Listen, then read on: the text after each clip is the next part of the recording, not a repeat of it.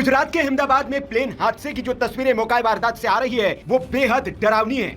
आप देख सकते हैं कि पूरा का पूरा प्लेन मलबे में तब्दील हो चुका है और इन तस्वीरों को देखने के बाद कोई नहीं कह सकता कि इसमें जो भी सवार होगा उसमें से कोई भी जीवित बच पाया होगा। ये प्लेन मेडिकल कॉलेज के हॉस्टल बिल्डिंग पर क्रैश हुआ है। इससे यह भी आशंका जताई जा रही है कि इस हॉस्टल में रहने वाले कई लोग भी हताहत हुए होंगे।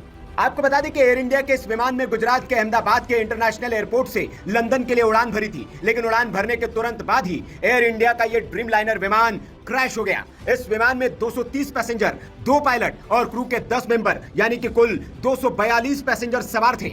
लेकिन इस प्लेन के क्रैश होने से ठीक पहले प्लेन के पायलट सुमित सबरवाल ने मेडे कॉल किया था। विमानन की दुनिया में पायलट ये संकेत आखिरी वक्त में देता है। इसका मतलब होता है कि मेरी मदद करो। जब पायलट को यह लग जाता है कि अब हालात उसके हाथ में नहीं है, काबू से बाहर हो चुके हैं, तब वो मेडे संकेत जारी करता है। बोइंग 787 को उड़ा रहे पायलट को बहुत अनुभवी बताया जा रहा है। उनके पास 82,000 घंटे उड़ान का अनुभव था। जानकार ये भी बता रहे हैं कि दरअसल विमान में कोई गड़बड़ी बहुत शुरुआत में ही पता चल गई थी। हालांकि इस संभावना से भी इनकार नहीं किया जा सकता कि स्थितियों को जज करने में पायलट या एटीसी से कोई गड़बड़ न हुई हो। पायलट कैप्टन सुनील सबरवाल ने मेडे का संकेत तो दे दिया, लेकिन गड़बड़ी को सुधारने या ठीक करने का उनके पास वक्त ही नहीं था। विमान कुछ ही क्षणों में नीचे गिरने लगा और देखते ही देखते आग के गोले और गाढ़े काले धुएं में तब्दील हो गया था।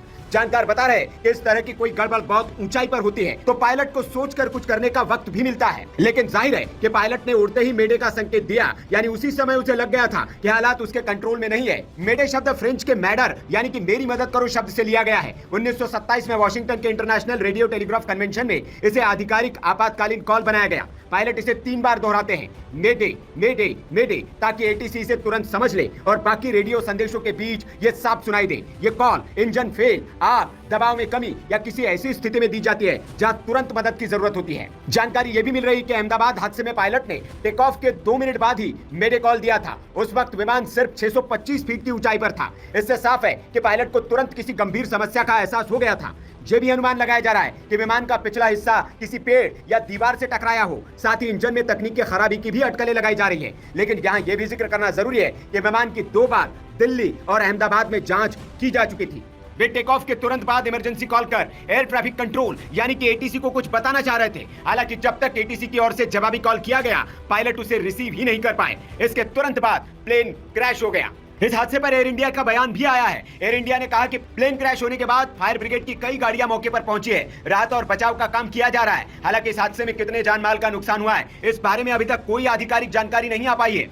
एयर इंडिया ने सोशल मीडिया हैंडल एक्स पर कहा है कि फ्लाइट AI-171 अहमदाबाद से लंदन गेटविक जा रही थी। 12 जून को दुर्घटना का शिकार हुई है। अभी हम विवरण की जांच कर रहे हैं और इस मामले में अपने सोशल मीडिया प्लेटफॉर्म एक्स और एयर इंडिया की वेबसाइट पर ज्यादा जानकारी साझा करेंगे। आपको बता दें कि बोइंग कंपनी के विमान पहले भी कई दुर्घटनाओं में शामिल रहे हैं। सबसे हालिया दुर्घटना दक्षिण कोरिया के जेजू एयर की उड़ान है, जो दिसंबर 2024 के आखिरी में दुर्घटनाग्रस्त हो गई थी। आंकड़ों के मुताबिक विमान लैंडिंग का प्रयास करते समय दुर्घटनाग्रस्त हो गया था और इसमें 189 लोगों की जान चली गई थी। यह विमान भी बोइंग 737-800 था और अहमदाबाद में जो विमान क्रैश हुआ है वो भी बोइंग 787-8 ड्रीम लाइनर प्लेन था। इस खबर के बाद अब बोइंग के शेयर प्री मार्केट ट्रेडिंग में 6% तक से अधिक तक फिसल गए हैं। दोपहर 3:30 बजे तक बोइंग के शेयर प्री मार्केट में 6.42% की गिरावट के साथ $196.51 पर थे। Bureau report, VK news.